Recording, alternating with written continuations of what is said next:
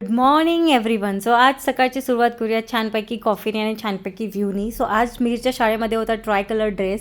So हे बघू शकता, मिहीरला मी छानपैकी रेडी केलं आणि छानपैकी शाळेमध्ये सोडून आले.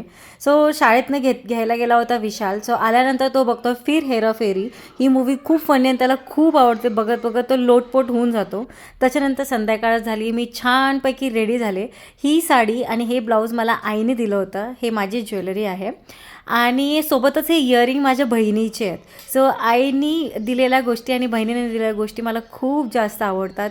सो ह्याच्यासोबतच मी घातलेल्या आहेत ह्या हिरव्या बांगड्या. या ग्रीन बँगल्स आमच्या इकडच्या आहेत, सांगली मिरज साईडच्या. सो इथे या साईडला डार्क ग्रीन कलरच्या बँगल्स भेटतात. सो तयार होऊन मी निघाले सीमाकडे.